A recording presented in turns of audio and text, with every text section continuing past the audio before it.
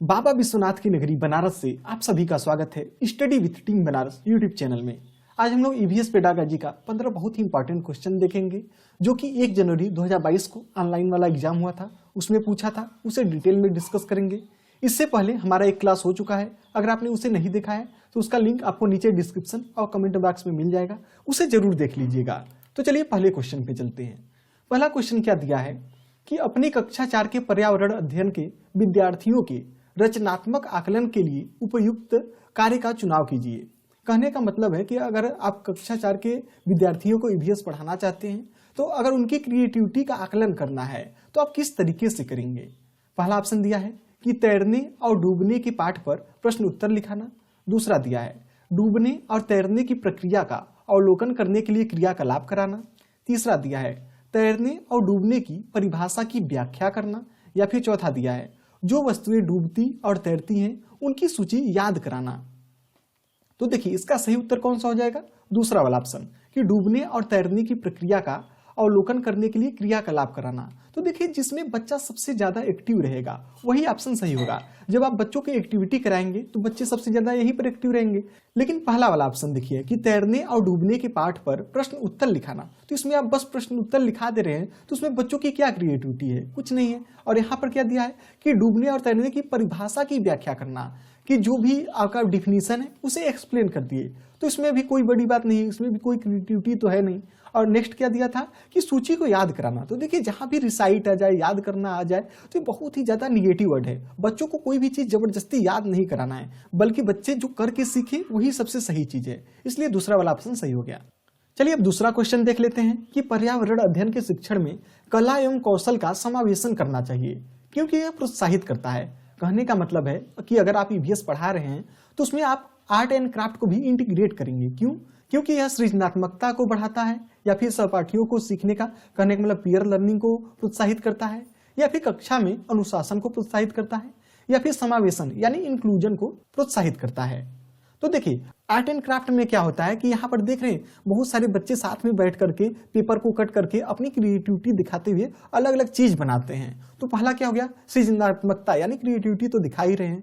दूसरा क्या है, पीयर लर्निंग। अब बच्चे देखिए यहाँ पर साथ में बैठकर ही बनाते हैं, कोई बच्चा कुछ और बता रहा है, दूसरा बच्चा कुछ और बता रहा है। इस तरीके से क्या होता है, साथ में मिल करके लोग काम करते हैं और सीखते हैं। तीसरा क्या है, कक्षा में अनुशासन को, और चौथा क्या दिया है, समावेशन को। तो देखिए अब बच्चों का अगर आप एकदम अनुशासन में कर देंगे कि तुम्हें एकदम यहीं पर स्ट्रिक्ट होकर बैठना है, तब तो उनका जो क्रिएटिविटी है वो तो निखरेगा नहीं। इसलिए सी वाला ऑप्शन नहीं होगा। लेकिन समावेशन मतलब इंक्लूजन, यहाँ पर देख रहे हैं समावेशन मतलब सबको साथ में लेकर के एक तरीके से आप समझ सकते हैं। तो इसलिए ए, बी और डी वाला ऑप्शन सही हो गया। बस जो जिसमें अनुशासन दिया है वो वाला ऑप्शन नहीं होगा। तो ये बी और डी कहाँ दिख रहा है, चौथे वाले ऑप्शन में, इसलिए ये वाला ऑप्शन सही हो गया।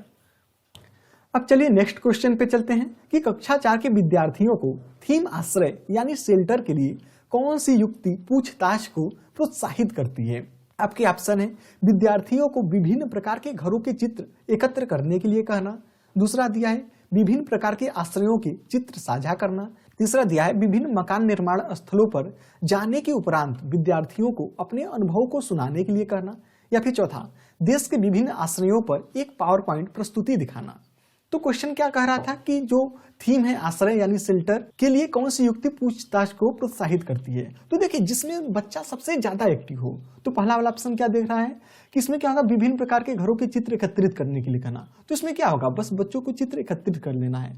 और दूसरा क्या कर रहा है कि यहाँ पर भी चित्र साझा करने की बात हो रही है। लेकिन जो तीसरा वाला ऑप्शन है इसमें क्या है कि बच्चे मकान निर्माण स्थल जहां पर मकान का निर्माण हो रहा है वहां पर जाएंगे और चीजों को ऑब्जर्व करेंगे। उसके बाद आकर के जो उनका एक्सपीरियंस है, जो उनका अनुभव है, जो मकान को देख करके वो ये सोच रहे हैं, उससे आकर के साझा करेंगे। तो बच्चे सबसे ज्यादा एक्टिव कहां पर हैं, ये तीसरे वाले ऑप्शन में, इसलिए ये वाला ऑप्शन सही हो गया।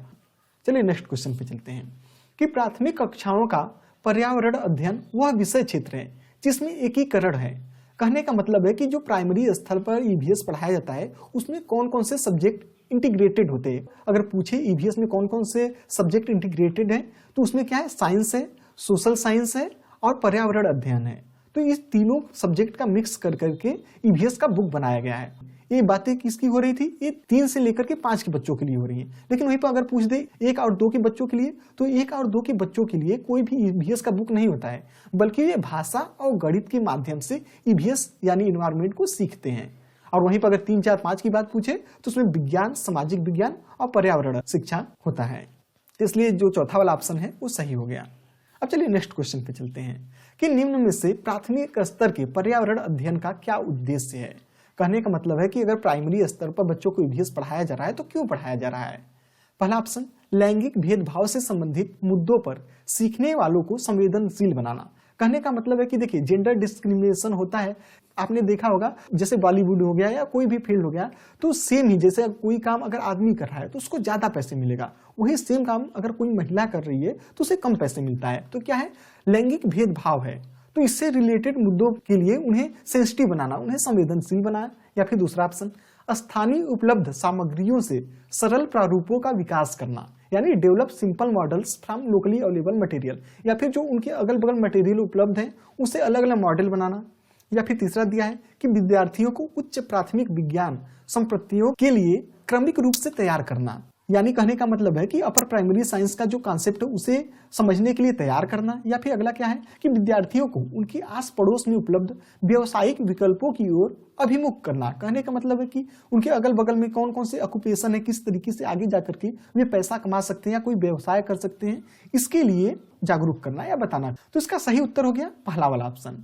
जब आप ईवीएस का बुक देखेंगे तो उसमें बहुत सारे बच्चे और बच्चियों की बातें दी गई हैं और उसमें ये चीजें बताया गया है कि किस तरीके से आपको लैंगिक भेदभाव नहीं करना है, तो इसलिए पहला वाला ऑप्शन सही हो गया। अब चलिए नेक्स्ट क्वेश्चन पे चलते हैं। शिक्षिका ने अपने विद्यार्थियों को भोजन के रूप में ग्रहण किए जाने वाले पौधों के विभिन्न भागों जैसे जड़, तना तथा पुष्पों के नाम जानने के लिए अपने परिवार के सदस्यों से परामर्श करने के लिए कहा। इस क्रियाकलाप की अभिकल्पना की गई है कि अनुभवात्मक सीखने को प्रोत्साहित करना, कहने मतलब कि एक्सपेरिमेंटल लर्निंग की बात हो रही है। दूसरा क्या है, भोजन से संबंधित संप्रत्तियों के सीखने को प्रोत्साहित करने के लिए। या फिर तीसरा दिया है पाठ को अधिक आनंददायी और रुचिपूर्ण बनाने के लिए। या फिर चौथा, विद्यार्थियों को भोजन के विषय में खुले मन से खोज करने के लिए अनुमति देना। तो इसका सही आंसर हो गया पहला वाला ऑप्शन। इसमें क्या होगा कि जब बच्चे घर पर जाएंगे और जो अलग अलग पौधे हैं जब उनके बारे में घर पर विचार विमर्श करेंगे, अपनी गार्जियन से पूछेंगे, तो क्या हो रहा है, वो एक्सपेरिमेंटल लर्निंग के रूप में आएगा, इसलिए पहला वाला ऑप्शन सही हो गया। नेक्स्ट क्वेश्चन क्या दिया है कि दृष्टिबाधित विद्यार्थियों को पर्यावरण अध्ययन पढ़ाने के लिए निम्न में से कौन सी युक्ति सर्वाधिक उपयुक्त है। कि कोई बच्चा अगर सही से देख नहीं पा रहा है तो अगर आपको ईवीएस पढ़ाना है तो किस तरीके से पढ़ाएंगे। कक्षा में मिश्रित सहपाठी समूह बनाकर, यानी मिक्स्ड पीयर ग्रुप, कहने का मतलब उसमें कि दृष्टिबाधित भी हो और दृष्टिबाधित न भी हो, अलग अलग जो समूह है सबको मिक्स करके पढ़ाएंगे। या फिर किसी कार्य को पूरा करने के लिए अधिक समय देंगे, क्योंकि अब बच्चा दृष्टिबाधित है उसके लिए आप अधिक समय दे देंगे। या किसी भी कार्य को भागों में बांटे तथा प्रत्येक भाग को अलग पढ़ाएं।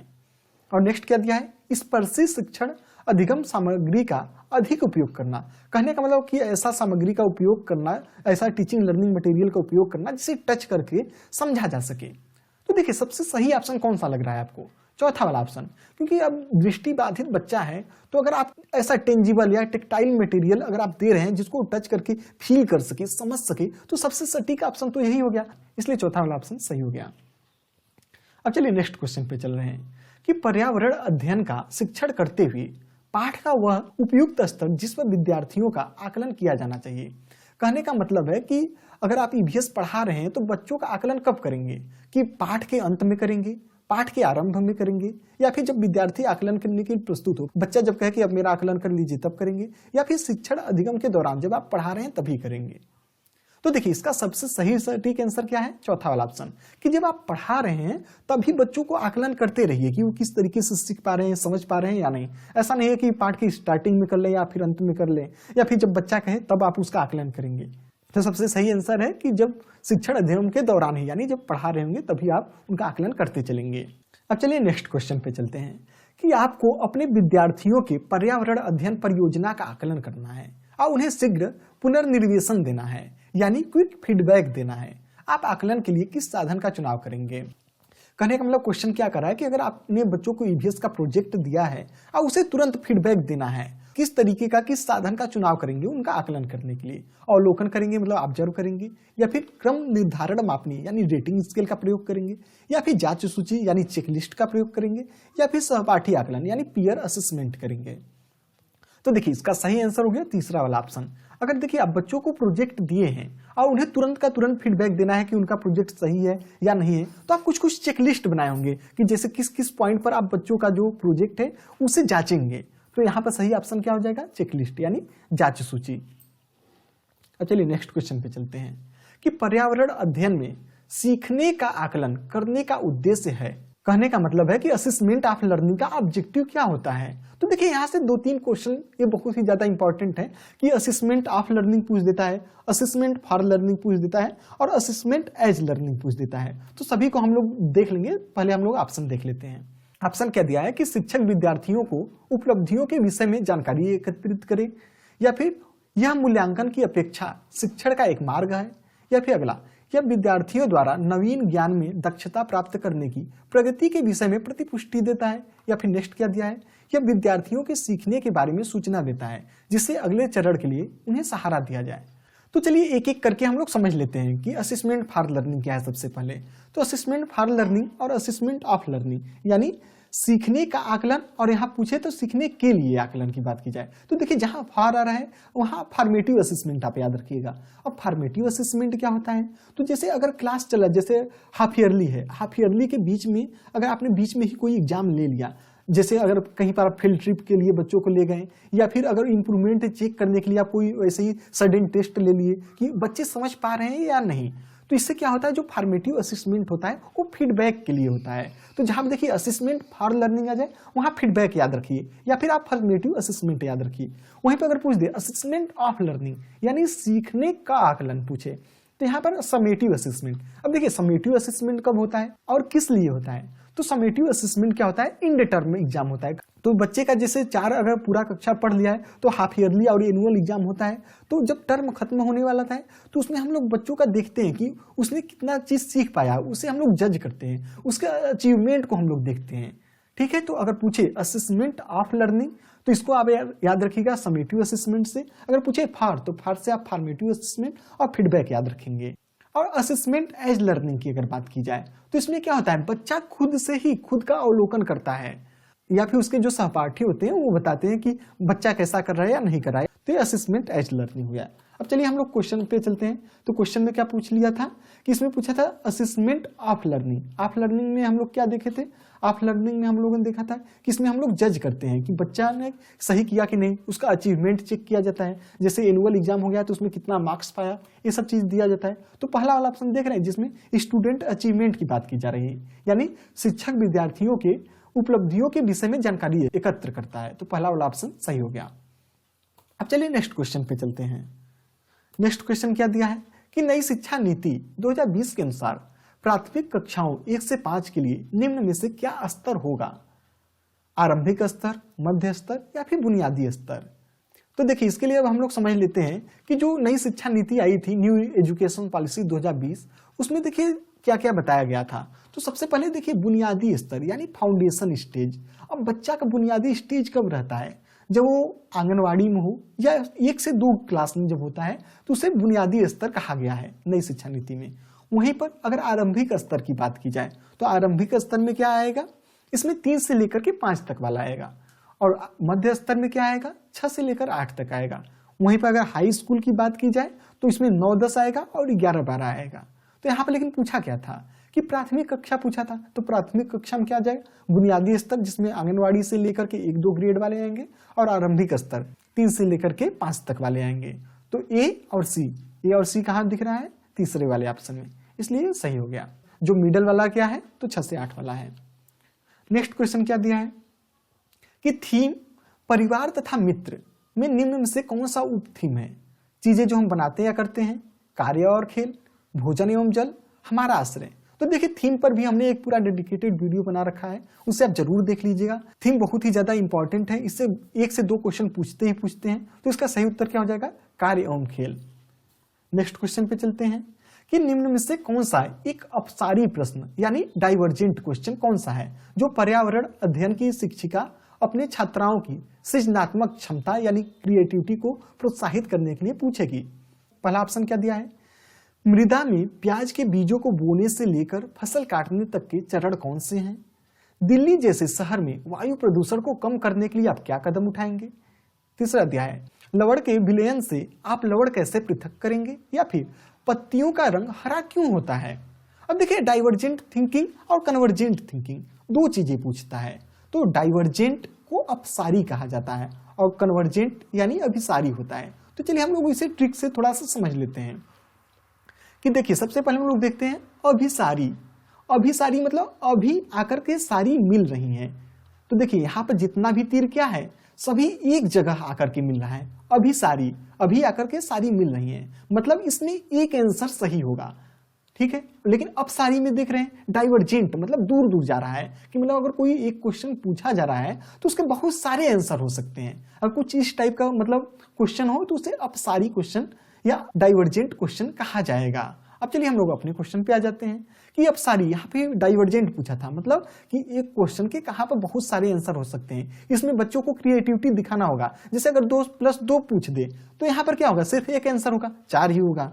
लेकिन यहाँ पर देखिए, अगर ऑप्शन से हम लोग देखा जाए तो यहाँ पर दिया है दिल्ली जैसे शहर में वायु प्रदूषण को कम करने के लिए आप क्या कदम उठाएंगे। अब देखिए, वायु प्रदूषण को कम करने के लिए तो कोई ऐसा फिक्स है नहीं कि आप कोई एक ही चीज बताएंगे। तो क्या है, डाइवर्जेंट क्वेश्चन है। यहाँ पर बच्चा क्या करेगा, बहुत सारी चीज बता सकता है कि हम लोग गाड़ी चलाना कम कर सकते हैं, पेड़ पौधे लगाना शुरू कर सकते हैं ज्यादा से ज्यादा मात्रा में। लेकिन अगर यहाँ पर दे दिए पत्तियों का रंग हरा क्यों होता है, तो सिर्फ इसका एक ही आंसर होगा कि क्लोरोफिल के कारण होगा। इसी तरीके से अगर पूछ दे कि मृदा में प्याज के बीजों को बोने से लेकर के फसल काटने तक के चरण कौन कौन से हैं, अब प्याज को बोना है तो क्या क्या चरण होगा, तो फिक्स ही होगा। इसी तरीके से लवण के विलयन से आप लवण पृथक कैसे करेंगे, तो ये भी क्या हो गया, ये भी फिक्स चीज है, इसका फिक्स आंसर होगा। इसलिए जो दूसरा वाला ऑप्शन है सही हो गया। अब चलिए नेक्स्ट क्वेश्चन पे चलते हैं कि विद्यार्थियों द्वारा पर्यावरण अध्ययन के सीखने का गत्यात्मक, समग्र तथा अनुभवात्मक प्रकृति का उत्तम आकलन कैसे किया जा सकता है। कहने का मतलब है कि ईवीएस लर्निंग का डायनामिक, होलिस्टिक और एक्सपेरिमेंटल नेचर को अगर आपको असेस्ड करना है तो किस तरीके से करेंगे। क्रम निर्धारण मापनी द्वारा, पेन पेपर परीक्षा द्वारा, विश्वसनीय आकलन युक्तियों द्वारा या फिर मौखिक परीक्षा द्वारा। तो अगर आपको किसी का होलिस्टिक मतलब पूरी तरीके से समग्र रूप से आकलन करना है तो इसके लिए सही ऑप्शन क्या हो गया, विश्वसनीय आकलन युक्तियों द्वारा, कि जो ऑथेंटिक असेसमेंट स्ट्रेटजी है उसके द्वारा आप करेंगे। अब नेक्स्ट क्वेश्चन पे चलते हैं। प्राथमिक स्तर पर निम्न में से क्या प्रक्रिया कौशल नहीं है, यानी process skill eight primary level पे कौन सा नहीं है। मानचित्रण करना, क्रियाशील परिवर्तनों को परिभाषित करना, या फिर कल्पना की जांच करना, या फिर तथ्यों का अनुस्मरण करना यानी रिकॉलिंग फैक्टर। तो इसका सही उत्तर हो जाएगा तथ्यों को अनुस्मरण करना। यही क्या है, प्राथमिक स्तर पर प्रक्रिया कौशल का भाग नहीं है। अगर आपको यह वीडियो पसंद आया हो तो इस वीडियो को लाइक करिएगा और study with team Banaras YouTube channel को सब्सक्राइब नहीं किया है तो उसे जरूर कर लीजिएगा। धन्यवाद।